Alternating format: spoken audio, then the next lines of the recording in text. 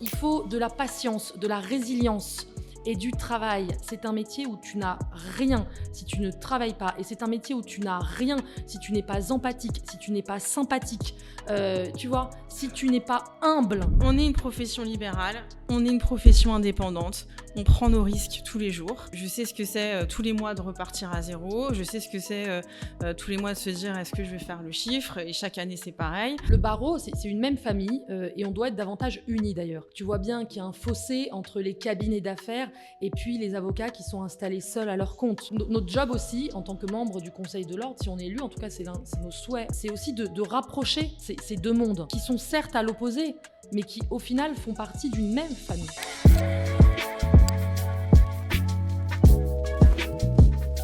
Bonjour à toutes les deux, très content de vous avoir du coup. Alors Sabrina, Elodie, vous êtes toutes les deux candidates pour paraître dans l'ordre des avocats de Paris.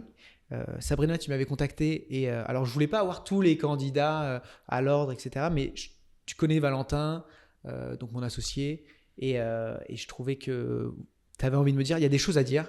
Et on a discuté au téléphone, je me suis dit, bon, okay, venez discuter. Vous êtes aussi représentant de la CE et de l'UJA ou... Que la CE. Que de la CE. Et donc voilà, il y a plein de choses que j'ai envie de parler avec vous. L'idée, c'est aussi d'avoir une autre vision qu'on a eue que celle de Noémie et Frédéric, et d'avoir... Toi, vous avez l'air d'avoir des idées un peu crues et une vision qui je trouve est intéressante, qu'il est important de partager. Et donc j'ai la chance d'avoir un podcast qui est écouté par pas mal d'avocats, donc je me dis profitons-en. C'est l'endroit où j'ai envie d'ouvrir un peu, pas que au marketing et au développement, mais aussi maintenant un peu plus ouvert sur finalement qu'est-ce qu'un avocat, quelle est la vision des avocats, etc. etc. Donc votre vision m'intéresse. Donc j'espère pour ceux qui vont écouter que vous allez entendre des belles choses, mais je n'en doute pas. Je vous laisse d'abord vous présenter pour rester simple et ensuite me dire pourquoi vous vous candidatez dans un premier temps. Vas-y, comme vous voulez. Alors, de mon côté, donc, je m'appelle Sabrina Kemel. Tu l'as dit, Louis. Il faut qu'on évite les redites pendant ce podcast. J'ai commencé ma carrière chez Auguste et Debouzy. Okay. J'y ai passé 2 ans. Ensuite, je suis allée chez Janté. Et j'ai intégré l'équipe de droit social de Jean Néré, qui avait créé le département de droit social en 85, mon année de naissance. J'ai passé 10 ans, un peu moins de 10 ans chez Janté. Okay. Et en 2020, avec Jean et toute l'équipe, on a intégré le cabinet FTMS, Fischer, Tando de Marsac-Sur, où on a créé le département droit du travail. Et donc, j'y suis toujours aujourd'hui avec, il y a une dizaine de collaborateurs. Trop bien. Voilà pour ce parcours un peu assez classique, mais tu as vu, très fidèle. Magnifique. Stable. C'est beau, un parcours, comme tu dis, classique, mais en soi, c'est de moins en moins le cas, donc c'est intéressant d'avoir cette vision-là. Elodie. Et moi aussi, parcours très fidèle et très loyal. Donc, je suis Elodie Kerr, je suis avocate depuis 15 ans, j'exerce en droit de la famille, des personnes, de leur patrimoine et en droit des successions.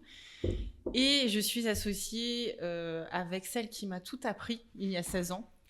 Parce que quand j'ai franchi la porte de son cabinet, alors que j'avais fait un DESS de droit des affaires, fusion, acquisition, financement pour faire mon stage, je suis tombée sous le charme. Je me suis dit, elle s'appelle Céline Cadar-Beaufort, je me suis dit, c'est ça être avocat, je vais être comme elle. Et je ne l'ai plus jamais quittée depuis. Donc, j'ai été sa stagiaire, sa collaboratrice pendant 5 ans. Et depuis 10 ans, là, en janvier 2015, ça fera 10 ans que nous sommes associés. Trop bien. Alors, dites-moi pourquoi vous vous engagez. Parce qu'on en parlait justement avec Elodie il y a 2 secondes rapidement, mais ça prend du temps. On ne se rend pas compte à quel point c'est engageant. On n'est pas payé. On n'est pas payé, on a un cabinet à gérer, on a des clients. Et en plus de ça, on vient se mettre une balle dans le pied. En plus de ça, vous êtes à la CE, donc ça engage aussi. Donc, pourquoi vous engagez comme ça ? Je commence ? Alors moi, c'est toujours mon histoire avec Céline. Quand je suis arrivée, elle était membre du Conseil de l'Ordre. Donc, elle m'a montré l'exemple de l'engagement, le sens de l'engagement. J'ai reçu une éducation professionnelle avec le devoir de servir nos confrères au sein de l'institution ordinale au cours de son exercice professionnel, de savoir consacrer du temps. Et si je le fais maintenant, c'est parce que je suis prête. J'ai 42 ans, mon cabinet est à l'équilibre. C'est aussi parce que je suis impliquée au sein de la CE, Avocats Ensemble, depuis 10 ans, au sein de la section Jeunes Avocats, au sein de la commission droit de la famille que je co-préside et au sein du bureau de la CE Paris. Et c'est aussi les rencontres de la vie qui me font me dire que c'est maintenant. Il y en a une en particulier qui n'est pas définissable parce que de l'ordre de l'évidence, mais je sais que le lien est définitif. C'est Pierre Hoffman, que j'ai connu lors de sa campagne. Et j'espère avoir la chance de pouvoir travailler avec lui à partir de janvier 2025. Trop bien. Et toi, Sabrina ? Eh bien, de mon côté, Louis, tu vas être peut-être étonné, mais c'est un peu la même histoire qu'Élodie. D'ailleurs, avec Élodie, on nous appelle les jumelles de campagne, parce que Jean Néret, donc qui lui aussi m'a tout appris, était membre du Conseil de l'Ordre, au même moment que Céline Cadar-Beaufour. Ils ont d'ailleurs signé le registre de candidature ensemble. Et on ne savait pas avec Élodie quand on a reçu l'investiture de la CE. Et donc Jean, en fait, un jour m'explique qu'il siégeait au disciplinaire au Conseil de l'Ordre et qu'une consoeur avait fait un faux jugement. Je devais avoir 27 ans et avec toute la spontanéité qui me caractérise, je lui ai répondu « Ouh là là, mon Dieu, mais il faut radier. Il faut radier !» Et il m'a répondu que j'avais rien compris et qu'en fait, l'ordre, ce n'était pas ça. L'ordre, c'était justement d'aider les confrères et que derrière cet acte de désespoir de la consoeur, c'est qu'il y avait de la détresse. Et que justement, l'ordre était là pour ça. Donc j'ai vu l'ordre d'une autre façon. Parce que j'en ai beaucoup parlé avec lui, j'en ai beaucoup discuté avec lui, il s'est beaucoup impliqué à l'ordre et j'ai changé ma vision parce qu'au début, je dois l'avouer, c'est ce que je dis quand on fait toutes nos visites de cabinet, parce que tu l'as compris, on arpente les cabinets de la place en ce moment. Je dis que quand j'ai commencé j'étais à la place donc, des collaborateurs et franchement, je venais aux réunions de présentation des candidats au Conseil de l'Ordre à reculons.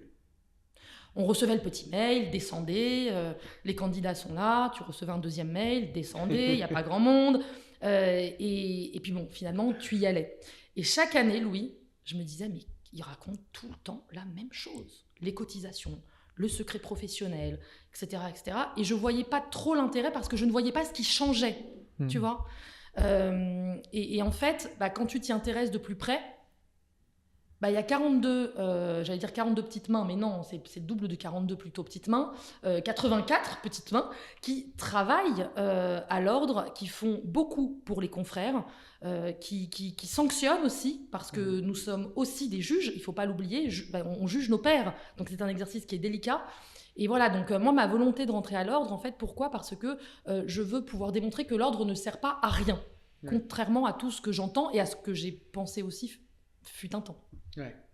Et chose qui est importante aussi, c'est que vous n'êtes pas le duo, justement, on ne l'a même pas dit, mais vous êtes en duo avec d'autres gens. Oui. Du coup, vous pouvez essayer qu'on peut en profiter pour en saluer. On les a oubliés, c'est pas ça. On manque à tout. Même moi, je ne l'ai pas fait à l'intro. Mais concrètement, vous ne vous présentez pas ensemble, vous êtes avec d'autres personnes. Mais c'était intéressant de vous avoir toutes les deux pour cet aspect, justement, où vous avez un peu le même... vous avez réalisé un peu la même chose qu'ont fait vos anciens associés il y a, je sais pas, tu m'as dit 15 ans, c'est un truc comme 18 ans, ça 18 ans. Ouais. Et donc c'est intéressant. Bon, pour aller un peu dans le concret maintenant. On veut bien les présenter. Hein. Ah bah vas-y, profitons-en quand même. On les salue. Oui, on les salue parce qu'on se présente quand même avec eux sous l'égide donc, de la CE. Donc tu l'as compris, un syndicat auquel Élodie et moi sommes attachés. Très bien. Élodie, c'est une bébé à CE, ce que moi je ne suis pas, hein, je l'avoue. Et donc moi je me présente avec Marc Bornhauser. Marc, c'est un avocat fiscaliste qui est plus âgé que moi. Je le dis parce que c'est important, il a 60 ou pas attention. Encore 60, attention, 59. Il va me taper sur les doigts, 59 peut-être. Il est fiscaliste, il a son cabinet à Paris, et voilà. Et puis donc il a 5 collaboratrices qui l'entourent et avec lesquelles il travaille au quotidien. Trop bien. Et moi, je suis la chanceuse et heureuse binôme de Raphaël Dana, qui est une personne exceptionnelle. Il est avocat depuis 24 ans, il a 46 ans, il a 2 magnifiques filles. Et Raphaël, il travaille, son domaine d'activité, c'est le droit du numérique, nouvelles technologies, IA, données personnelles. Il est associé au sein de son cabinet et lui, il est très impliqué au sein de 2 associations internationales d'avocats, Hightech Law et l'IBA. Ok. Trop bien. C'est marrant, c'est rare que les candidats fassent exactement la même chose, j'ai l'impression. Vous avez tendance à trouver quand même des gens qui ont des domaines d'intervention un peu différents. Oui, il y a une vraie complémentarité. Et c'est vrai que Marc, pour le coup, on a 2 modes d'exercice différents. On est porté aussi sur des sujets qui sont complètement différents. de par nos âges, forcément. Et c'est ce qui est très intéressant, et c'est ce pourquoi aussi on a choisi d'être en binôme ensemble, au-delà du fait qu'on s'entende très bien. Ouais. On se bouscule l'un et l'autre. C'est Ça, bien. c'est sympa. Ouais, c'est bien. Il y en a besoin. C'est un peu pareil chez les candidats au bâtonnage. Vous voyez, il y a toujours le plus jeune qui dit « Ah non, arrête de... » Enfin, qui remet un peu à sa place l'ancien, et c'est marrant on se marre bien, de voir on ça. se marre bien. Ouais. Pour rentrer un peu dans le vif, c'est pour vous, quelle est la chose...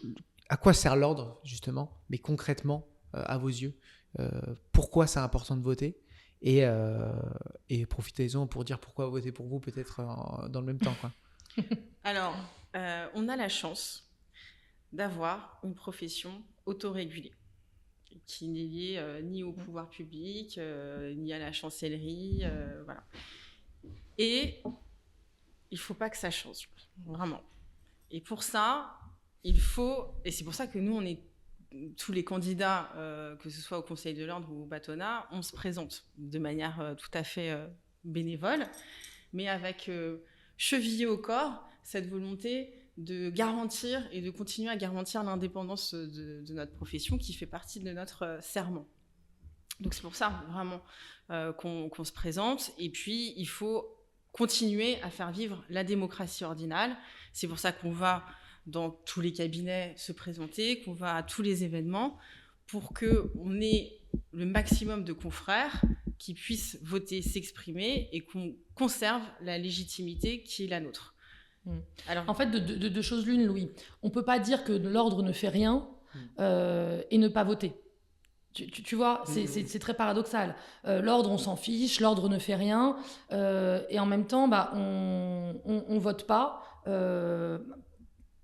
Il y a quelque chose qui me dérange un peu dans ce discours. Je pense que il faut voter, c'est important de voter, peu importe que ce soit pour nous. Évidemment, si c'est pour nous, c'est mieux, et ce serait une grande perte pour les avocats de ne pas voter pour nous. Mais il faut, si tu veux, il faut que les avocats soient représentés. On est minoritaire aujourd'hui au CNB. Paris est minoritaire. L'ordre des avocats du barreau de Paris est minoritaire. On n'a pas de poids face au pouvoir public parce que presque personne ne vote. Ouais. Les votes, c'est combien 25%? Entre 28 et 35%. Ouais, 35%, ce qui est très peu. On a vraiment besoin que les confrères votent, même vote blanc. Mais ouais. il faut voter, il faut faire voter. Ça, c'est très, très important. Et c'est le discours de tous les candidats. Et d'ailleurs, on peut quand même le citer. C'est ce que dit Simon Dubois. Alors, lui, c'est UJA, mais on aime l'UJA. Lors des visites de cabinet, c'est vrai qu'il le dit, il le répète, il insiste là-dessus. Et il a raison. Et ensuite, tu avais une deuxième question, Louis, sous-jacente, sur qu'est-ce que fait l'ordre. L'ordre, il fait plusieurs choses. L'ordre, il protège. Déjà, il protège ses avocats, il protège les confrères. L'ordre, il juge les confrères. On a quand même des comportements déplacés au sein du barreau. Quand je parle de comportements déplacés, je parle pas de communication de pièces tardive où on saisit la déonto parce qu'on a 3 jours de retard dans une com de pièces. Enfin, ça ne devrait même pas exister. On peut pas saisir l'ordre à tout va pour tout et n'importe quoi. Mais il y a des comportements déplacés et l'ordre doit être là et doit savoir taper du poing sur la table et sanctionner. Et l'ordre est là aussi pour aider les confrères. On a beaucoup de confrères en difficulté. Alors, ce n'est pas le cas d'Élodie et moi, et on le dit vraiment avec toute la franchise qui nous caractérise, et on n'est peut-être pas les plus à même de représenter ces confrères, mais on sait qu'ils sont là. On a des copains qui font partie de cette majorité, je dis bien c'est une majorité, moi ma sœur en fait partie aussi, d'avocats qui peuvent avoir des difficultés financières, qui courent après leurs honoraires, qui ont de vraies difficultés et qui ont besoin de l'ordre dans leur quotidien, vraiment dans leur quotidien. Hier, je discutais avec un membre du Conseil de l'Ordre qui m'expliquait qu'il avait une consoeur vraiment en détresse et qui n'avait pas reçu le paiement de l'aide juridictionnelle. C'est pas grand-chose l'aide juridictionnelle, hein. C'est quoi, 400 balles Ça dépend des procédures. Ça dépend des procédures, mais c'est pas énorme. Et qu'il sentait que ça la mettait en difficulté de ne pas recevoir ce paiement-là. Tu vois ? Ouais. Et puis, il y a aussi la formation administrative au sein du Conseil de l'Ordre. C'est pour ajouter à ce que vient de dire Sabrina. Donc, ce sont les confrères qui sont en extrême difficulté du fait de la maladie, du fait d'un accident de la vie. Et l'Ordre est là pour les aider. Donc, en fait, c'est une même famille. Si tu veux, le barreau, c'est une même famille et on doit être davantage unis d'ailleurs. Mais tu le vois bien, Louis, tu parles avec beaucoup d'avocats. Tu vois bien qu'il y a un fossé entre les cabinets d'affaires et puis les avocats qui sont installés seuls à leur compte. Il y a un réel fossé et je pense que notre job aussi, en tant que membre du Conseil de l'Ordre, si on est élu, en tout cas c'est nos souhaits avec Élodie, Marc, Raphaël, c'est aussi de rapprocher, tu vois, ces deux mondes qui sont certes à l'opposé, mais qui au final font partie d'une même famille.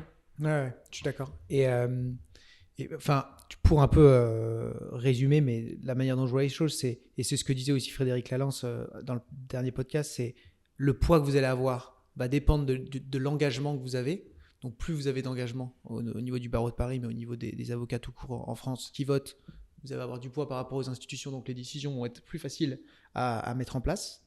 Et de deux, donc bénéfique pour tout le monde, du moins pour la profession.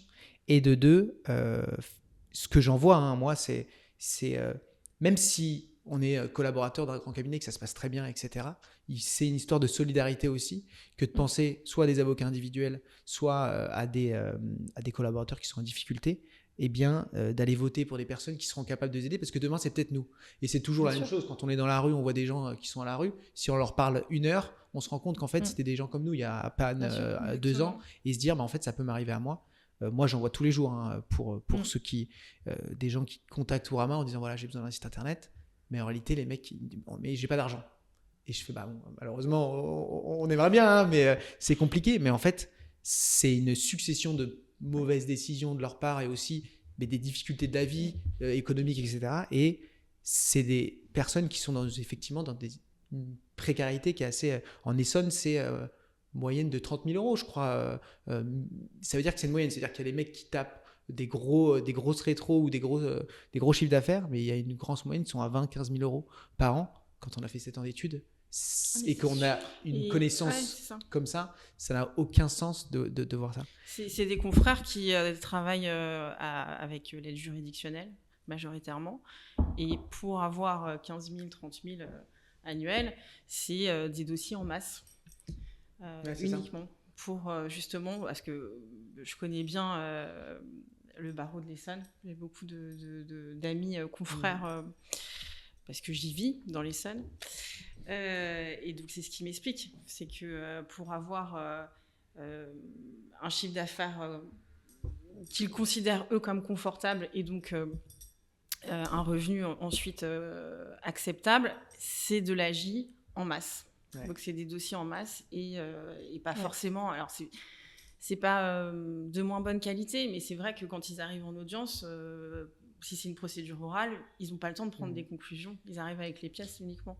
Tu sais, Louis, moi je dis que je dis souvent aux collaborateurs et aux plus jeunes avocats que je rencontre que c'est une profession dans laquelle tu montes doucement, tu évolues doucement. On ne devient pas avocat en 1 an, 2 ans, 3 ans, 4 ans. On devient avocat en 15 ans. Parce qu'un avocat, c'est pas uniquement la technicité. Un avocat, c'est le management, c'est le développement. C'est beaucoup de choses, un avocat. Donc tu montes doucement. En revanche, la chute, elle peut être très rapide. Et personne n'est à l'abri. C'est pas parce que tu émarges avec une rémunération de 200K, 300, 400, 500 ou plus, et qui n'est pas volée, hein, attention, les avocats qui ont cette rémunération, ils ne l'ont pas volée, mais tu peux descendre très très vite. C'est clair. Et donc cette autre famille dont les gens parlent, tu vois, qui pour nous est la même famille, mais eh bien en fait on se doit d'être là pour eux et de les protéger, de les entendre et de les représenter. C'est clair. Et de fait, qu'est-ce que pour vous il doit être changé pour fluidifier un peu ce travail-là de protection et parce que je pense que déjà il y en a beaucoup qui n'osent pas ou qui se disent même pas tiens je suis dans la merde. En fait plutôt tu te dis c'est comme n'importe quel j'imagine avocat qui vont me dire on préfère toujours prévenir plutôt que arriver comme des pompiers et voilà et sauver le truc alors qu'en fait il n'y a plus rien à faire parce que ça fait 3 mois que vous auriez dû m'appeler. Quels sont un peu les signes? Est-ce que vous avez capté un peu les signes? À quel moment il faut vite appeler l'ordre ou du moins commencer à réfléchir à contacter quelqu'un pour être accompagné? Moi, ce que j'ai envie de dire, c'est que je pense que on est un métier de solitaire et un métier où l'ego est important. Tu sais, Et venir dire. on dit souvent, quand on parle à un avocat, on parle à 2 personnes, lui et son Ouais, ego. c'est clair. Non mais Voilà. Et donc venir dire à l'ordre, là je suis très embêtée, ça va pas. C'est pour ça que je pense que l'ordre fait le pompier à ce niveau-là. C'est parce que toute la phase avant, personne ne dit rien, parce qu'on n'a pas le droit de dire qu'on est malade, on n'a pas le droit de dire qu'on s'en sort pas, on n'a pas, parce que sinon on n'a plus de clients, parce que si quelqu'un sait qu'on est malade ou souffrant ou que sais-je, qu'on a des difficultés et que ça se sait, eh bien on pense qu'on va plus avoir de dossier, et donc voilà, c'est le cercle vicieux. Donc on reste dans nos difficultés sans rien dire, et on arrive à l'ordre trop tard, beaucoup trop tard. Alors qu'est-ce qui pourrait changer ? Je pense que c'est aussi peut-être la communication. Il n'y a pas un défaut de communication puisqu'on reçoit énormément de mails, mais peut-être une autre façon de communiquer pour encore plus dire qu'il n'y a pas de honte et que l'ordre est là pour nous protéger. Et de cesser de croire que l'ordre est un entre-soi. Je pense que ça, c'est peut-être compliqué, mais c'est aussi pour ça qu'on se présente, Sabrina et moi. J'ai pas fait des études, c'était hyper classique mon parcours. J'ai pas de parents, de grands-parents avocats ou dans le droit. J'avais pas les clés d'un cabinet qui m'attendaient, donc je suis et Sabrina c'est pareil. non, Ouais, ma mère, elle était vice-présidente de la cour de casse. Non, je j'arrive pas à y croire. Non, mais en fait, on avait on a des parents qui ont été commerçants, moi dans la grande distribution. Et Sabrina, c'est vrai, ça nous fait encore un point en commun. Mais déjà c'est bien parce qu'ils ont un côté entrepreneur. Ils ont, le Et ce côté qui aide beaucoup, entrepreneur pour le coup, peut-être, et la valeur travail, ce sont des valeurs des plus fondamentales pour moi. Moi, j'ai toujours vu mon père partir à 6h du matin, rentrer à 21h le soir. Pour avoir de l'argent de poche, on allait faire les inventaires à l'Intermarché. Et je travaillais tous les étés au sein du magasin. Je sais que Sabrina aussi. Et donc, on sait ce que c'est. Voilà, on sait ce que c'est la valeur argent, la valeur travail. Donc, c'est aussi peut-être le message qu'on veut faire passer aujourd'hui, c'est qu'on est simple, authentique, avec une vraie envie de nous investir au plus proche des confrères, et on est comme eux, en fait. Ça, c'est certain, on est comme eux. Maintenant, ce qui pêche, et Elodie en a parlé un peu, c'est la communication. L'ordre communique. Franchement, moi, ça se retrouve dans mes spams. Hein, je le dis très honnêtement. Faut qu'il fasse une émission de conseil avec eux. Et puis, auparavant, il y a quelques années, j'ouvrais pas les mails. Les confrères n'ouvrent pas les mails qui arrivent. Donc, en fait, et on s'en rend compte parce que, tu vois, récemment, moi, on m'a dit, mais l'ordre communique pas, l'ordre fait pas de sondage. Mais bien sûr que si. L'ordre fait des sondages, par exemple, sur la collaboration. Sauf que personne n'est rempli. Une partie, mais pas suffisamment. Donc, il faut trouver d'autres moyens de communication, peut-être être plus sur le terrain, tu vois, aussi. Maintenant, si on en fait trop, on va nous dire qu'on en fait trop. Si on n'en fait pas assez, on va nous dire qu'on n'en fait pas assez. Tu sais, c'est très compliqué parce qu'en fait, tu gardes le silence, tu es critiqué. Tu parles, tu es critiqué. Et puis nous, on le voit d'ailleurs dans le cadre de cette campagne. Donc c'est une profession qui est compliquée en soi, mais qui est tellement belle. C'est une superbe profession. Maintenant, il y a encore des choses à ajuster et on ne va pas révolutionner la profession d'avocat, Elodie et moi. Je veux dire, on n'a pas de la poudre de perlimpinpin dans les mains. Non, mais dans vos idées, dans l'idée, par exemple, tu vois, on parlait de maternité, d'accompagner justement des consorts ou même des confrères qui veulent avoir un congé paternité. Est-ce que pour vous, c'est quoi ? Il faut sanctionner dès que vous sentez que tout de suite un cabinet qui, par exemple, a des propos de dire, bon allez, au bout de 2 semaines tu rentres, il est temps de bosser, tu as fait assez joujou avec ton gamin, ou justement, comment tu gères ça ? Ou alors c'est beaucoup de prévention, mais en réalité, moi j'ai un peu l'impression que ça va se transformer en, on va faire une formation maternité, ils vont recevoir un jeu de slide, ils vont le présenter vite fait en réunion, bon vous voyez, hein, quand quelqu'un est enceinte, il faut faire attention, allez, on retourne bosser, parce que tu peux pas faire beaucoup plus, tu peux pas non plus arriver dans tous les cas et dire attention maintenant, il y a un process en cours, tu vas rendre les choses plus lourdes encore. j'imagine que c'est pas le but non plus. Qu'est-ce que vous voyez un peu, vous, dans ce moment-là? Non, et puis en plus, c'est une profession qui reste libérale, tu vois. Enfin, certains confrères sont salariés, hein, mais c'est une minorité au barreau. Ouais. Mais c'est une profession qui reste libérale. Donc tu peux pas arriver dans les cabinets et dire bon, bah maintenant, les gars, c'est comme ça, comme ça, comme ça, et puis vous respectez ce qu'on vous dit. Puis de toutes les façons, tu as ce que tu dis et puis tu as ce que les gens feront. Tu vois, tu évoques le congé maternité. Je pense que la majorité des cabinets respectent le congé maternité. Après, c'est plus vicieux, c'est plus insidieux. Tu vas recevoir des mails pendant ton congé mat pour tel ou tel dossier. Donc, tu vas te sentir contraint d'y répondre. Et là, je vais avoir peut-être un discours un peu tranchant et qui ne va pas forcément plaire. Mais le congé maternité, tu vois, tu choisis de faire switch off pendant ton congé mat ou pas. Moi, ça n'a pas été mon choix, mais j'étais en 8e année de barreau, je me dirigeais vers l'association. C'est très simple, si je faisais switch off, Perdais des efforts. je perdais des clients, parce que tu perds très vite les clients aussi, hein. Sinon, ils partent à la concurrence, tu vois. Donc, je ne pouvais pas le faire, je n'avais pas envie de le faire, et puis, à vrai dire, j'étais même heureuse de travailler en congé maternité. Alors, je m'occupais aussi de mon bébé, bien sûr, mais tu vois, donc en fait, chacun fait des choix par rapport à ça. Et je pense que ça dépend de où tu en es dans ta carrière. Moi, je ne le regrette pas. Donc, ce qui est compliqué aujourd'hui au sein du barreau, c'est qu'on sent que la maternité, la parentalité, parce qu'il n'y a pas que la maternité, il y a les papas aussi, on parle beaucoup des mamans, mais je veux dire, il n'y a pas que les mamans qui élèvent leurs gamins, il y a les papas, et en fait, on sent que c'est un sujet qui reste encore un peu tabou, même si Pierre Hoffman et Vanessa Boussardo, moi je trouve que franchement, ils font énormément là-dessus. Pour moi, ce sont les deux d'ailleurs qui ont le plus fait. En tout cas, c'est ce que je ressens là, mais peut-être parce que je m'y intéresse aussi beaucoup plus. La crèche, on va mettre en place une crèche au sein du barreau, la salle d'allaitement. Vanessa, elle s'exprime sur ces sujets de façon très ouverte. Et donc, il y a encore beaucoup à faire. Ça évolue. Et oui, les mauvais comportements doivent être sanctionnés. Je veux dire, on ne peut pas demander à une nana, si elle ne le veut pas, ou à un papa, de bosser pendant son congé maternité. Elle le veut pas, elle le veut pas. On peut pas refuser un renvoi à une avocate qui est enceinte et qui pourra pas plaider parce qu'elle est sur le point d'accoucher. C'est pas possible, ça. Y a eu beaucoup d'événements, tu les as suivis récemment. Bien sûr, ça, pour le coup, nous, on est vent debout là-dessus.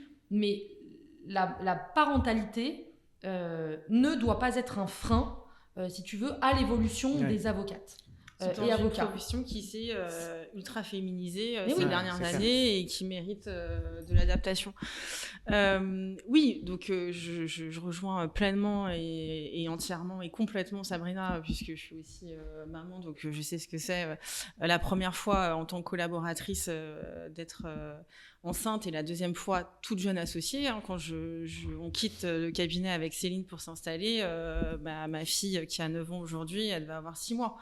Donc oui, c'est compliqué. Après, il y a aussi différents positionnements entre le statut de collaborateur, le statut de la consoeur associée de son cabinet et de la consoeur qui exerce à titre individuel ou pour pouvoir bénéficier des allocations et des indemnités doit justifier en arrêt complet de son activité. Donc peut-être que là aussi il y a quelque chose à faire. Et de l'autre côté, si on se place du côté des associés, alors tous les congés maternité au cabinet se sont très bien passés pour les collaboratrices. J'étais la première à dire faut que vous preniez le temps qu'il vous faut, il y aura zéro problème, parce que moi ma première maternité, donc j'étais avec Céline, mais on était dans un autre cabinet, on peut pas dire que ce soit hyper bien passé.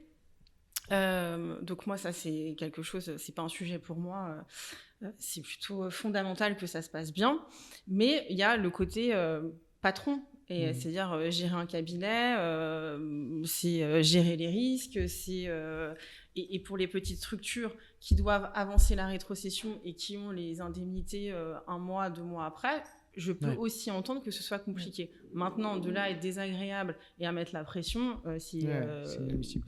Mais tu vois, Louis, quand tu es en congé mat, tu peux plus rien faire. C'est ce que dit Elodie. Tu ne peux plus rien faire. Quand tu es collab d'un cab et que tu touches ta rétrocession d'Ono chaque mois, bon, tu touches ta rétrocession d'Ono, elle est maintenue.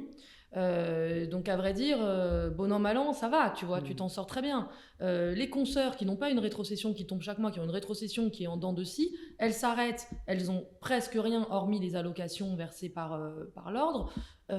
C'est combien les allocations, t'as une idée? Moi, je sais En fait, alors si on part sur le tarif UJA, nos amis, je pense que si c'est un tarif UJA première année qui doit être de 4 300 €, je crois, les indemnités... 2000 quoi. Non, je pense que c'est quasiment 4 000 €. Mais pas quand t'es à ton compte.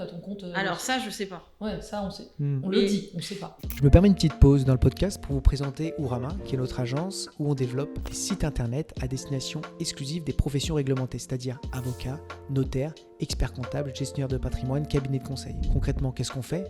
Eh bien, on vous accompagne dans la création de votre identité graphique, dans la création de votre site internet et ensuite dans son référencement.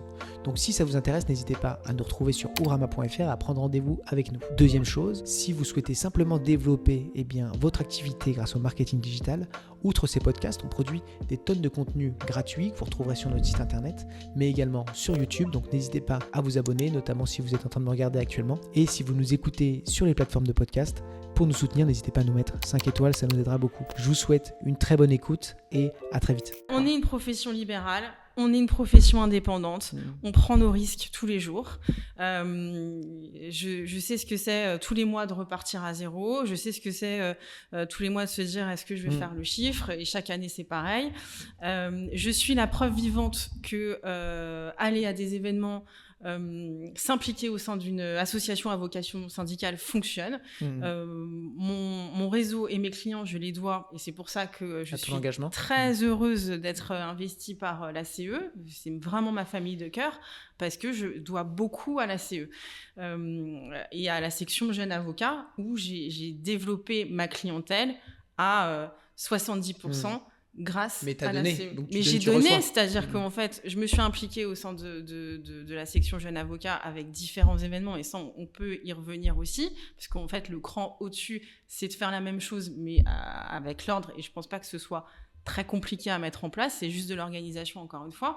Et puis, et j'ai perdu le fil, il faudra que ce soit complètement coupé, ce que je suis en train de dire.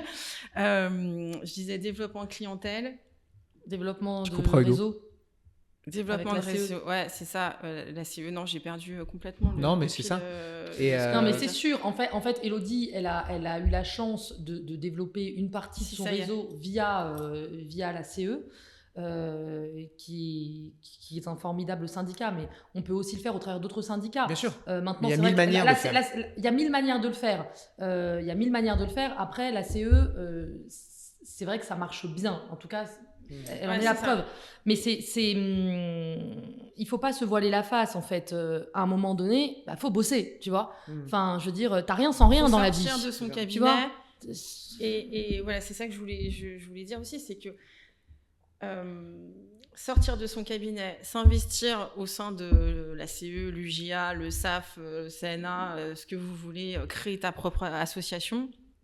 Mais c'est aussi beaucoup de travail. Je co-préside la commission droit de la famille.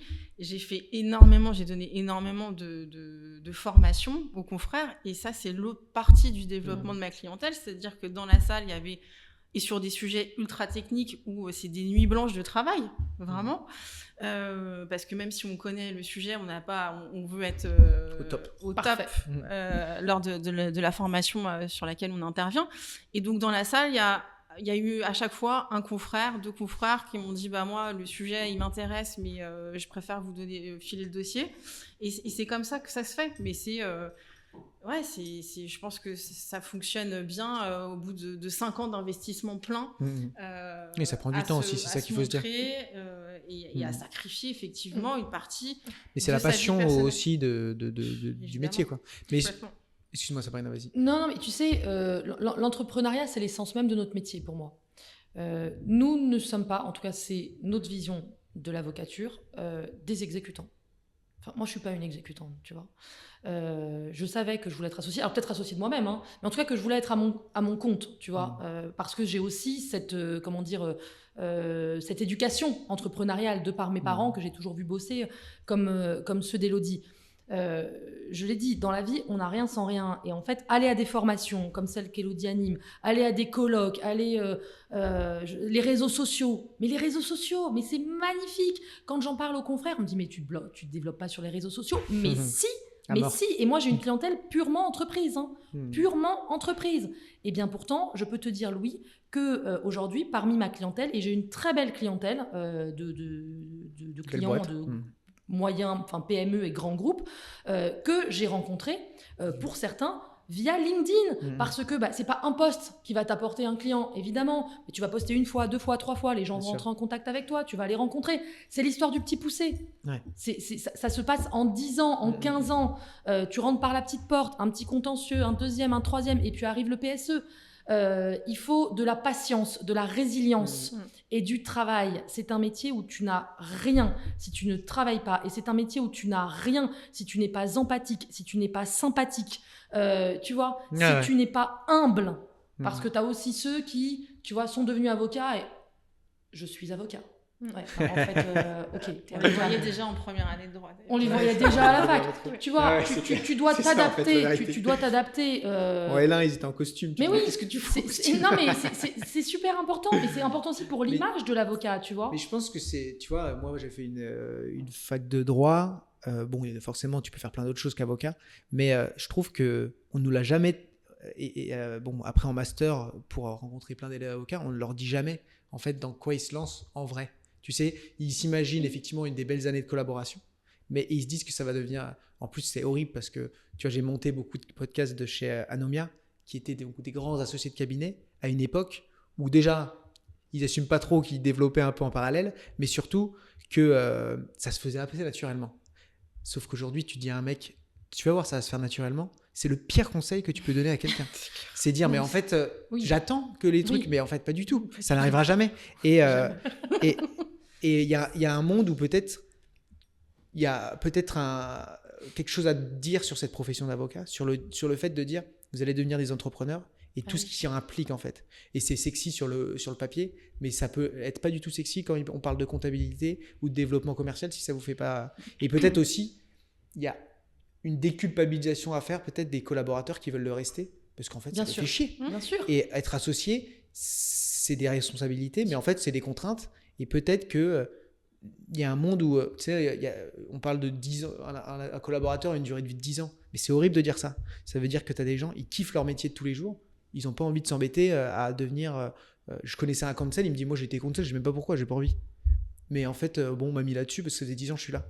De gros cabinet en plus. Et il a dit, moi j'ai pas envie de devenir associé, je vous le dis tout de suite. Bien sûr. Il assumait sa position et tout le monde lui dit, mais attends, pourquoi tu veux pas devenir associé ? Mais laissez-le ce gars-là. Il est tranquille en fait. Le week-end, ça se trouve, il se met des grosses races et c'est ça son kiff. Tu vois, enfin, on n'en sait rien. Et je pense qu'il y a peut-être quelque chose à amener aussi, alors en termes de communication, mais dès l'école, peut-être intervenir de temps en temps en tant qu'avocat et dire, tu sais, faire des vrais retours d'expérience sur des associés de grands cabinets, peut-être des collaborateurs qui veulent rester collaborateurs et qui expliquent un peu qu'est-ce que c'est finalement être un avocat, parce qu'ils l'apprennent à l'EFB. Mais même ça, tu sais, ça tombe. Mais non, mais je pense qu'ils sont pas prêts encore à entendre aussi. Mais si c'est dit de manière, tu sais, quand tu répètes 15 fois la même chose, au bout d'un moment, ça rentre dans la tête. Il y en a peut-être qui vont se dire. Ouais. Je pense que ça rentre dans la tête quand tu es face à la situation, si tu veux. Bah surtout, ouais. Mais ça, c'est ce qui se passe aujourd'hui. Mais tu as 1000 façons d'exercer la profession. Et c'est vrai, aujourd'hui, on a dans des grands cabinets des avocats qui ne deviendront pas associés. Non pas parce qu'ils ne peuvent pas l'être. Alors, tu l'as aussi. Mais tu en as qui ne veulent pas devenir associés. Ils ne veulent pas. Ils sont très bien collaborateurs. Counsel. D'ailleurs, Counsel, c'est un statut. Il faudrait lui donner un vrai statut à ces avocats qui ont une technicité, tu vois, une très haute technicité. Et ils veulent pas parce qu'ils veulent pas développer, parce qu'ils n'aiment pas développer. Donc oui. Et alors, ils n'en sont pas moins avocats comme Élodie et moi. Tu vois, il y a 1000 possibilités d'exercer la profession. Et c'est vrai qu'on n'en parle pas assez à l'école d'avocat. Mais il y a beaucoup de choses dont on ne parle pas à l'école d'avocat, Louis. Enfin, ça, c'est un sujet... à l'EFB, ils vont lancer, prochaine session, un cycle dédié au management, gestion du cabinet. Voilà. Donc, qu'est-ce que ça va donner? J'en sais rien, mais en tout cas, il y a une Mais c'est un volonté. peu de dire les choses crûment aussi, tu vois, le FB. Enfin, moi, je donnais, merci Pierre-Louis d'ailleurs à l'EDAC, je fais que 30 minutes sur les sites internet, mais en fait, j'ai fait que de leur dire tout ce que me disent finalement ceux qui veulent se lancer et dire en fait, vous allez avoir cette erreur-là, vous allez faire ça, vous allez faire ça, vous allez faire ça, et vous allez tomber dans le piège comme tout le monde. Donc, je vais essayer de vous expliquer ce que vous devez prévoir en amont. Et à la fin, Pierre-Louis m'a dit c'est marrant ce que tu as fait parce qu'il n'avait jamais entendu. Alors que moi, c'est ce que j'entends tous les jours.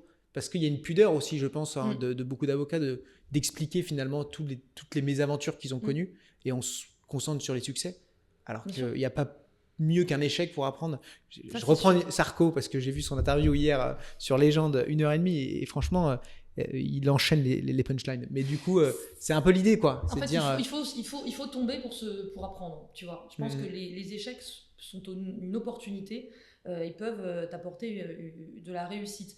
Et la collaboration, en fait, tu sais, c'est un peu, enfin, le discours sur l'avocature plutôt est un peu comme celui sur la maternité.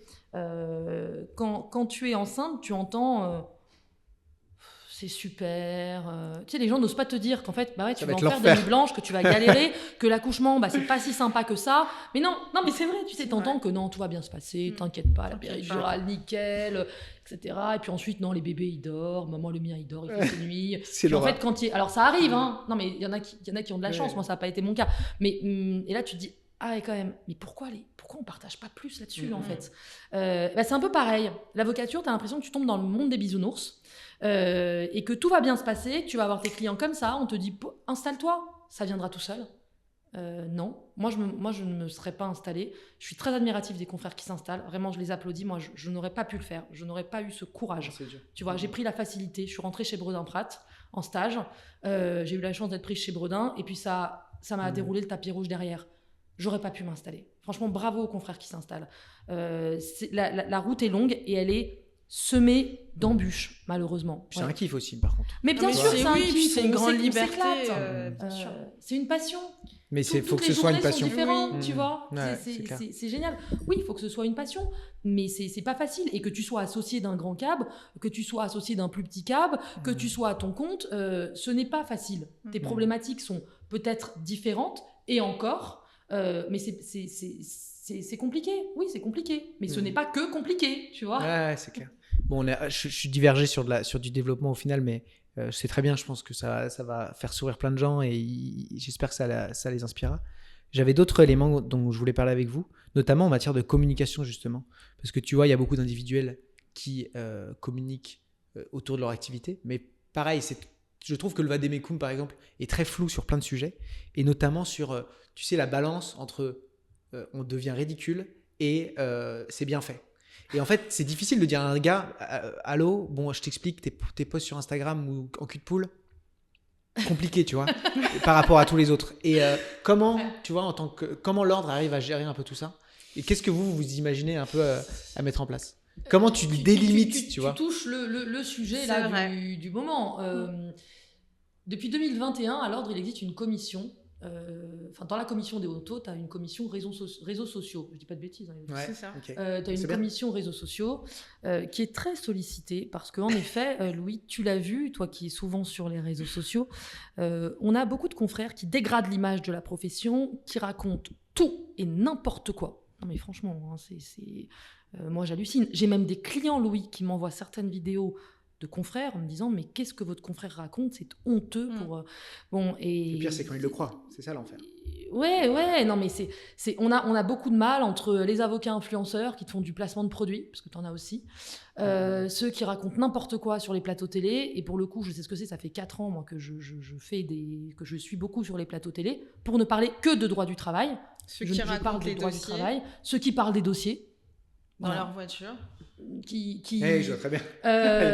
qui viole notre secret professionnel. Et ça, le secret professionnel, pour le coup, pour Élodie et moi, mais pour tous les candidats au conseil et puis pour tous les avocats, normalement, c'est un socle, c'est notre socle, tu vois. On doit le protéger. Les réseaux sociaux, c'est à la fois dangereux, mais c'est aussi très utile. Et donc là-dessus, il faut que l'ordre n'ait pas peur de taper. Enfin, le mot est un peu fort, mais c'est ça. Tu vois, notre robe, Là, on ne la porte pas, mais pourtant, elle est là, elle est sur nous. Nous, on la voit avec Élodie, la robe. La robe noire, tu la portes tout le temps, 24 sur 24, 7 jours sur 7, je t'assure. Hein. Moi, des fois, quand je parle avec ma mère, elle me demande de faire des trucs et je lui dis, maman, en fait, je peux pas faire ça, je peux pas. Ah, c'est bon, Sab. Je lui dis, maman, je ne peux pas, je suis avocat, je veux pas être radiée du barreau. Mais t'es pas avocat tout le temps. Mais si, maman, en fait, je suis avocat tout le temps. Tout le temps, tu vois. Tu penses pas que, par exemple, une personne peut avoir son compte perso public et son compte avocat et être influenceur à gauche, ce qui pourrait arriver, et puis d'un autre côté, bien sûr que si. communiquer de manière très clean, et du coup, simplement qu'il n'y ait jamais... c'est ça. Il y a une barrière entre les deux. C'est ça. Moi, pour moi, c'est ça qu'il faut faire. Et c'est ce que j'ai dit récemment. Si tu veux raconter... Enfin, raconte ce que tu veux, mais fais-le d'un compte perso, tu vois. Ouais, ne le relie pas à ton compte d'avocat. En fait, il ne faut pas qu'on comprenne que tu sois avocat, voilà. ou du moins... Exactement. Alors, on peut le comprendre, mais voilà, Exactement. c'est deux choses vraiment... tu distingues, parce que c'est vrai que c'est ridicule. Il y a des trucs, enfin... En fait, ça va de soi pour plein de gens, mais pour eux, peut-être que non. Et tu vois, alors peut-être qu'il y en a aussi qui en jouent et qui savent très bien que c'est ridicule, mais c'est une manière de développer. Après, c'est aussi autre chose, c'est de dire, tu vois, t'es un avocat individuel, et puis tu fais un truc comme ça un peu à la con, où tu te présentes un peu plus, et tu as des clients qui tombent. Parce qu'en fait, les gens, ils cherchent de l'humain. Et donc, malheureusement, ça marche pour plein de gens. Et pour avoir accompagné, je citerai pas de nom, des avocats un peu dans ce style-là, mais en fait, c'est impressionnant le nombre de dossiers qu'ils arrivent à générer. Et tu te dis, mais pourquoi attends, là, je suis en train de cartonner et on vient de mettre des bâtons dans les roues. Donc, en fait, le barreau veut pas que je réussisse. Tu vois, c'est difficile de... Il y a une liberté d'expression dans tout ça à prendre en compte aussi. Mais oui, effectivement, j'ai une consoeur en droit de la famille qui fait des posts sur le droit de la famille, qui répond à des questions concrètes. Et qui a mis ça sur TikTok, sur LinkedIn, et c'est un gros carton. Mais c'est intelligent, c'est construit, bien fait. c'est bien fait. Attention Louis, on ne dit pas qu'il ne faut pas s'exprimer sur les réseaux sociaux. Justement. Pas du tout. On dit qu'il faut arrêter de dire n'importe quoi sur les réseaux sociaux et dégrader l'image de la profession. Que des confrères aillent parler de la nullité du licenciement ou du divorce, des successions ou autres, pour donner de l'info, parce que c'est aussi notre rôle d'avocat, donner de l'info, tu vois. Qui entraîne du développement de clientèle. Voilà, mais c'est très bien. Et moi, et j'applaudis ça. Tu vois, ce qu'on fait un peu au mois de... C'est en début d'année, on fait la cité, le barreau de la... Comment on appelle ça l'avocat dans la cité. L'avocat, merci Louis, tu devrais te présenter à notre place. L'avocat dans la cité, auquel on a beaucoup participé. Moi, j'y participais il y a déjà 8 ans au barreau dans la cité. Tu donnes des conseils aux gens, ils viennent te voir, tu leur donnes des conseils. Bon, bah en fait, l'idée, c'est aussi de donner des conseils sur les réseaux. Nous, on ne le fait pas. Tu vois, on ne fait pas de vidéos. Bon, voilà, bonjour, aujourd'hui, je vais vous parler du divorce ou de la prestation compensatoire. Mais... pourquoi pas, il faut le faire, ça intéresse beaucoup de monde, ça intéresse les justiciables. En tout cas, c'est une forme de développement comme une autre. Réseau et de clientèle. Moi, je trouve que c'est très bien. Quand c'est très bien fait, c'est génial. Mais il faut savoir le faire. Mais voilà, il faut au moins... C'est simplement, tu parles que de ton taf, quoi. C'est pas plus compliqué que ça, hein, là, en réalité, je pense. Mais... Si tu peux éviter d'aller critiquer tous les Français sur des plateaux télé... Non, mais pardon, ça, c'est autre chose encore. De façon... Je trouve que c'est encore autre chose pour moi, ça. Ouais, mais c'est encore autre chose. Mais ça te dégrade l'image de la profession. Parce que quand tu fais ça, en dessous, tu as écrit avocat au barreau de Paris. Et peu importe, en fait, barreau de Paris, barreau de Nice, barreau d'où tu veux. Ça dégrade l'image de l'avocat. On l'a vu. Mais ça, pour moi, il faudrait malheureusement... sanctionner rapidement et fort pour qu'en fait les limites elles se fassent assez bien. Après, faut pas être un bourreau, mais pour autant c'est quand même enfin voilà, il y a des choses il faut savoir placer le curseur. Voilà, il faut savoir tout de suite dire non, et comme ça il y a un curseur qui se place. Trop bien. Ça, c'est un sujet que j'adore. Je vais essayer d'avoir des mecs un peu tu sais, qui sont dans la bonne balance pour essayer que moi je trouve intéressant. Qu'est-ce que je voulais vous dire d'autre? Non, bah écoutez, à part ça, c'est qu'est-ce que vous souhaitez, vous, sur la suite, qu'est-ce qu'on vous souhaite sur justement ces élections, et si j'aurais bien voulu qu'on parle rapidement aussi de la CE, quand même, qu'on en dise 2 mots. Qu'est-ce que ça apporte finalement, à quel moment on doit rejoindre ce type d'organisation? Alors tu vas avoir 10 000 demandes parce que tu as dit que tu développais que par ça, donc ils vont tous arriver en mode moi aussi je veux des clients. Mais au-delà de ça, qu'est-ce qu'on apprend? Alors moi je peux en parler de la CE. Bien sûr. La CE, c'est devenu la première association à vocation syndicale d'avocats en France. La CE, c'est à la fois un organisme de formation, qui comporte 31 commissions techniques dans tous les domaines d'activité, du droit de la famille au droit du travail, au contentieux des affaires, au droit pénal, une section internationale, une section jeunes avocats. Et puis, l'ACE, c'est aussi... il y a une volonté de faire bouger les lignes en étant force de proposition et en portant ces propositions auprès des pouvoirs publics. Donc l'ACE, c'est tout ça. L'ACE, c'est l'humain, c'est la solidarité. Il faut venir au congrès et on réunit à chaque fois plus de 600 confrères de toute la France. Cette année, c'était à Saint-Malo. Cette année, c'était à Saint-Malo. Et à chaque fois, c'est des moments conviviaux exceptionnels. Et c'est aussi là où on peut discuter. Moi, j'ai beaucoup appris en discutant avec les confrères de tout barreau, de tout domaine d'activité, de tout type de structure et de tous âges. Donc, c'est tout ça, l'ACE. Ok, trop bien. Ce que je voulais dire aussi sur l'ACE et la section jeunes avocats, c'est qu'on peut rentrer à l'ACE même en étant à l'EFB. C'est-à-dire que ça s'adresse à tout le monde et voilà, c'est vraiment dédié à tous les avocats. Donc, formation technique, alors, accompagnement il y a la formation global, technique, et puis nous, la section jeunes avocats, ce qu'on fait, c'est qu'on est vraiment dans le développement. Donc, on réunit, en fait, on travaille en collaboration avec une association de jeunes notaires et de jeunes experts comptables. Et on se réunit une fois par mois, une fois tous les 2 mois, soit avec des petits déj interpro. Donc, on choisit un thème où on va en parler pendant une demi-heure, qui rassemble les 3 professions, et ensuite on prend le petit déj, on discute, tout le monde se pose des questions, on réseaute. Ça fait du partenariat. Pareil avec des apéros, after work, et à chaque fois ça réunit énormément de confrères. Trop bien. En fait. Et on s'amuse. Bah non, mais aussi à la CE. Puis tu parles à d'autres gens qui ne sont pas de ton Non, mais cap. tu parles à d'autres gens, tu as des soirées sympathiques. Non, mais c'est important parce qu'en fait, tu dois te sentir bien, tu vois, dans la profession. Et c'est vrai que la CE est une très grande famille. Ouais. Moi, je l'ai dit, c'est davantage... Ça, c'est ma famille aussi, bien sûr, mais Élodie, c'est un pur produit, c'est un bébé. C'est un bébé ACE et qui est aujourd'hui... qui va être présidé par Barthélémy Lemial et Charlotte Hildebrandt, puisque Caroline, depuis Ségur... ACE Paris, puisque Caroline tire sa révérence. Et en fait, Bart et Charlotte, ils sont formidables.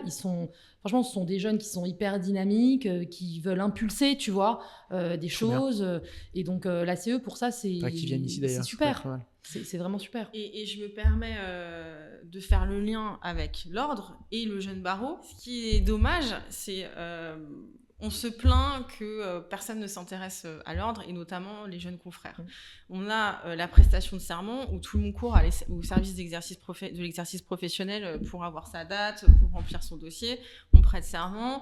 On a un pitch des différentes associations pendant une demi-heure, et après, celui ou celle qui voilà, après ça se termine. C'est-à-dire que chacun va dans sa collaboration ou a le courage de s'installer ou que sais-je.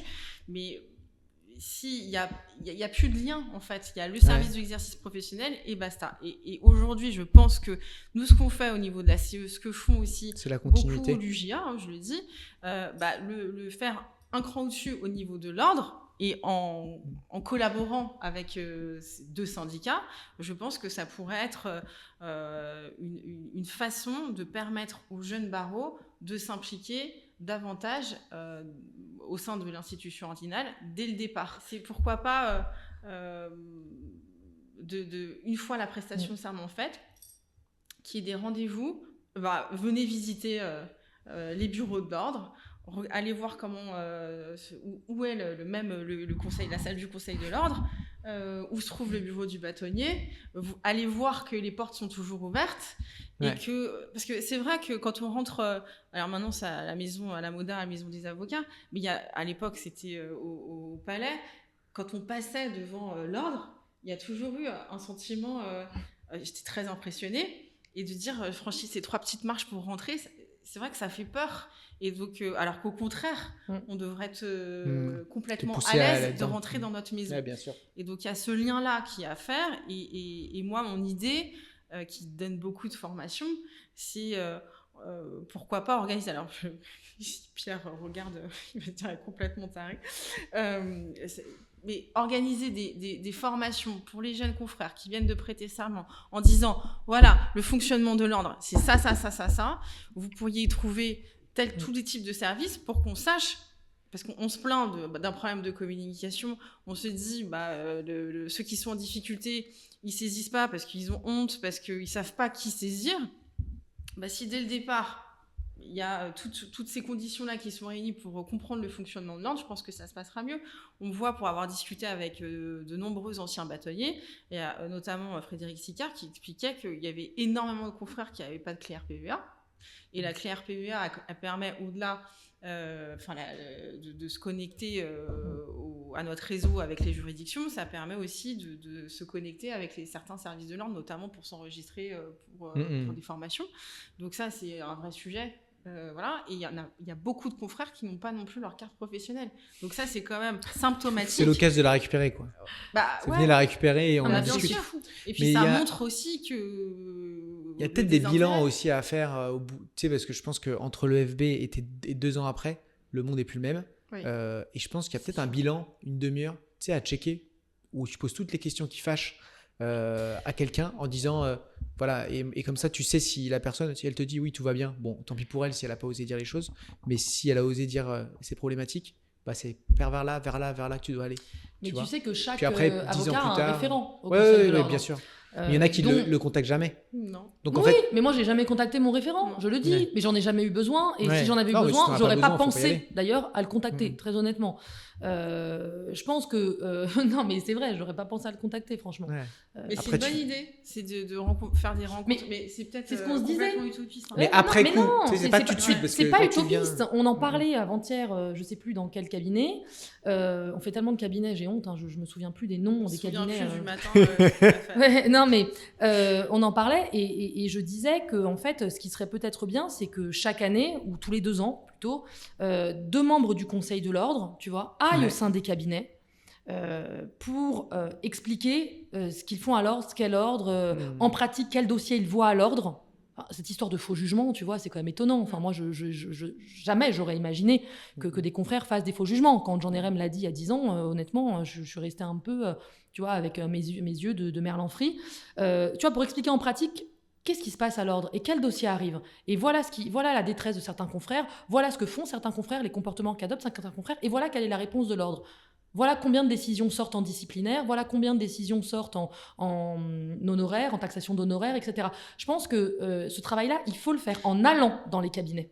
Il y a ça, et au-delà d'expliquer ce qu'on fait, ce que les membres du Conseil de l'Ordre font au quotidien, c'est aussi de donner envie aux autres de s'investir. Et c'est en expliquant le quotidien d'un membre du Conseil de l'Ordre qu'on peut peut-être y arriver. Parce qu'il y a peu de candidats. Il y a peu de candidats au Conseil de l'Ordre. Regarde, cette année, on est 10 binômes à se présenter. C'est pas beaucoup pour une profession qui réunit plus de 35 000 avocats. Tu vois. Après, on dit qu'elle est moins attractive, la profession. Je sais pas, toi, Louis, tu as eu des échos là-dessus.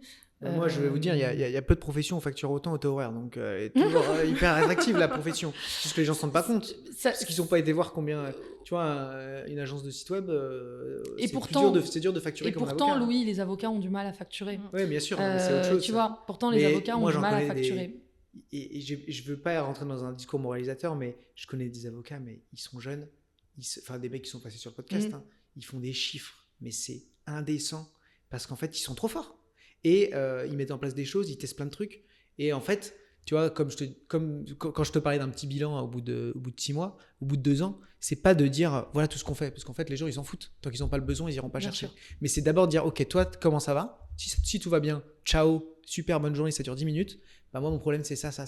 Ah, ok. Tu sais, c'est comme si moi, j'arrive et je dis il vous faut un site internet. Non, mon gars, j'ai pas besoin d'un site internet. Par contre, donc j'arrête la conversation. Par contre, quand j'arrive et je dis c'est quoi vos problématiques en matière de développement ? Eh bien, moi, j'ai besoin de ça. Et en fait, il n'a pas besoin d'un site internet, mais il a besoin de développer ses réseaux sociaux, par exemple. Tu vois, c'est plutôt caler par rapport à leurs besoins plutôt que de se dire on va montrer tout le panel. En fait, tu sais, quand tu as une liste de 15 trucs, tu n'en retiens aucun. Alors que quand tu prends les besoins et derrière, quitte à avoir un questionnaire pour éviter, tu vois, un petit mail en disant comment ça va ? répondez à ce questionnaire. Et les gens répondent pas, Louis. Oui, ça, je non, suis mais ça, d'accord, c'est autre chose. la liste, Non, mais la voilà, liste c'est à la l'idée, Prévert, hein, je suis d'accord, je vous ça sors parle comme pas. ça, mais- Non, mais la liste à la Prévert, t'as raison, ça Ouais. parle pas. C'est pour ça qu'il faut des exemples pratiques. Non, mais je Mais c'est t'assure, clair. je reviens sur mon faux jugement, mais je l'ai retenu, n'empêche, l'histoire du faux jugement. c'est Tu vois, clair. j'ai retenu l'histoire de la consoeur qui a perdu son mari, qui s'est retrouvée avec ses 3 gamins à charge, Ouais, et dont l'ordre l'a aidé financièrement. Parce que l'ordre aide financièrement aussi les confrères. Mhm. Donc ça, tu captes, ça reste dans la tête. La liste à la Prévert, ça marche pas. Je suis d'accord avec toi. Maintenant, allez voir les confrères et voir ce dont ils ont besoin. Encore faut-il que les confrères parlent. Et Ah, mais ça, alors, c'est- quand c'est tu es ce en que je te disais, indépendant, ouais, ça, ils c'est vont autre chose. parler. Et ça, c'est Quand leur t'es dans un- responsabilité après. Ouais, mais quand tu es dans un cabinet, De va parler. expliquer que ça va mal Mhm. avec ton associé.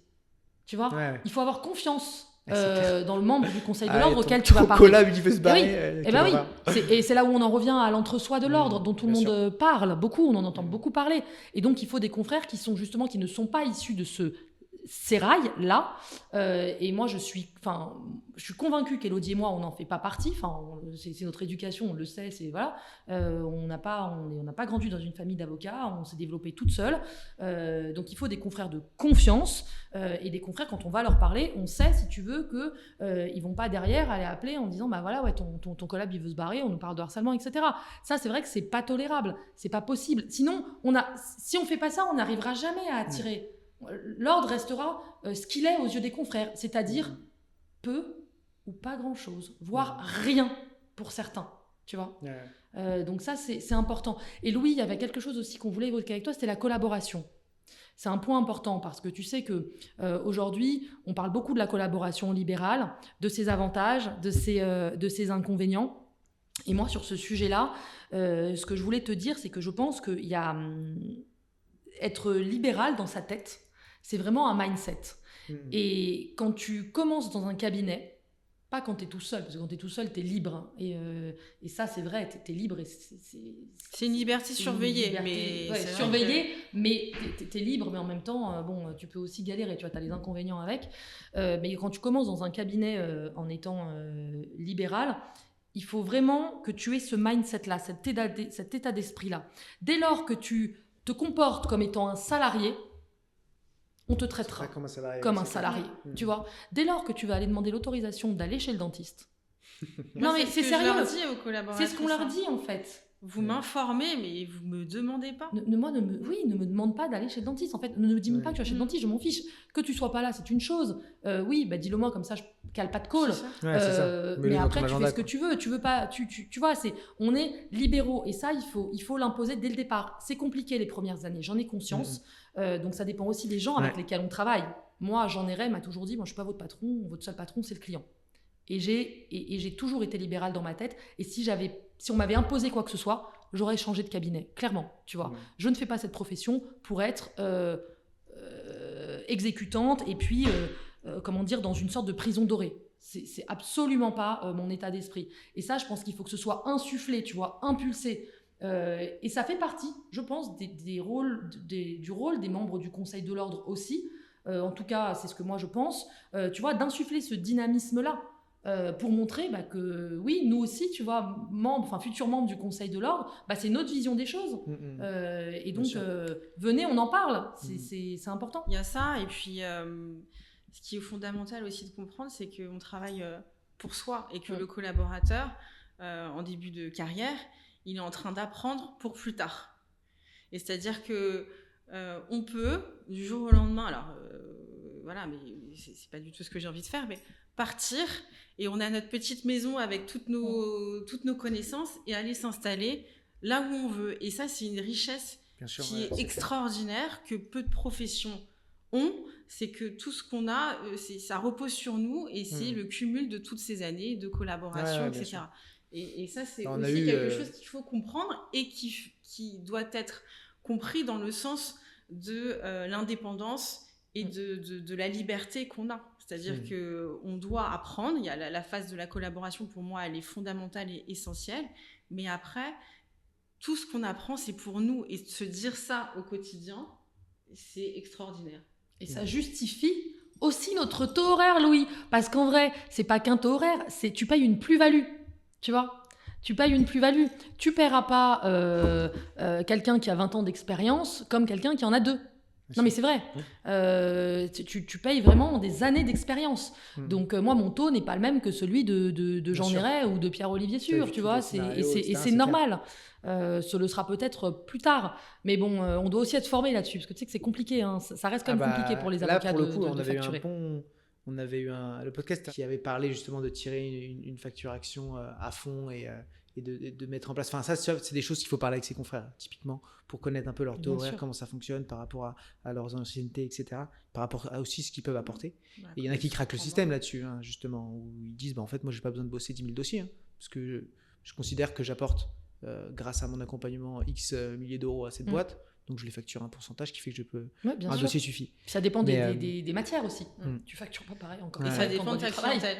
C'est-à-dire c'est que ceux qui facturent des entreprises ou des institutionnels, c'est différent que des particuliers. Puis on a du mal à se faire payer. Hein. D'ailleurs, Louis de Gauss et Karine, là-dessus, veulent instaurer l'injonction de payer. Tu vois. Et c'est une bonne idée. Pourquoi nous, avocats, on n'aurait pas le droit de pratiquer l'injonction de payer c'est normal. Tu vois, on passe par une saisine bâtonnier qui prend du temps. Et puis tu vois, tu parlais d'avoir une liberté de fou. On a eu Alexandre Chéronnet, je ne sais pas si vous connaissez, qui bossait au Mexique. Magnifique. Bon, tout le monde peut faire ça. Hein. Un conseil, c'est plus simple, c'est sûr. Mais tu vois, j'ai du mal à boire un café avec lui parce qu'en fait, il est tout le temps par Mons et par Vaux, mais c'est génial. C'est génial, une vie qui t'as pas de limite. est C'est une profession où tu n'as pas, où il ne faut pas te mettre de limites, et certainement pas les limites que les autres veulent te mettre. Ouais, c'est clair. Tu vois. Merci à vous deux. Merci Louis. On se voit très vite et puis voter, c'est le 10 et le 12 décembre. Oui. Et puis, on se revoit très vite. Votez pour elle. Votez pour nous. Je suis très content de nous avoir eu. C'était, je pense, super intéressant. On a bien parlé, mais ça partait un peu en débat. Mais je suis content que des fois des épisodes partent comme ça. Et je sais pas si on a tenu une ligne directrice, mais je trouvais que c'était super. Donc, merci à toutes les deux et puis à très vite. Merci.